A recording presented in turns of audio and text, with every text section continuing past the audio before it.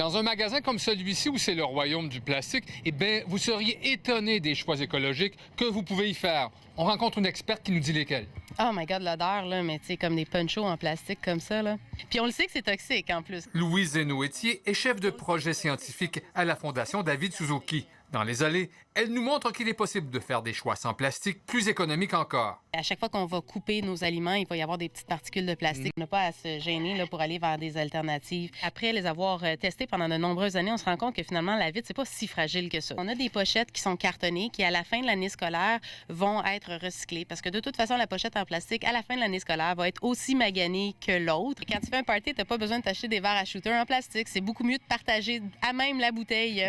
Pour la chercheure, l'horizon de 2021 proposé par Ottawa est bien réaliste, puisque l'Union européenne se donne le même temps pour bannir le plastique à usage unique. Ça va forcer l'industrie à renouveler ses façons de faire.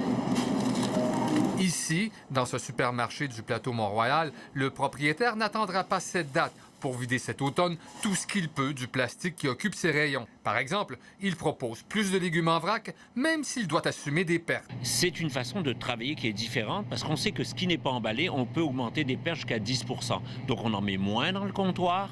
Le soir, on couvre nos produits pour éviter qu'ils ne s'abîment dans le frigo. C'est plus cher aux consommateurs? Alors actuellement, sur le marché, on se situe entre de 3 à 4 fois plus cher quand vous prenez du compostable ou du recyclage. C'est sûr qu'il faut éliminer le plastique, là, donc il faut ce qu'il faut. Pour avoir des bons produits, il faut toujours payer un peu plus cher, donc je pense que c'est bien. Les grandes chaînes d'alimentation ne veulent pas non plus manquer le bateau. L'Oblast, par exemple, devrait annoncer dans les prochaines semaines un projet pilote dans certains magasins où les clients pourront apporter leurs propres contenants. Richard Olivier, TVA Nouvelles, Montréal.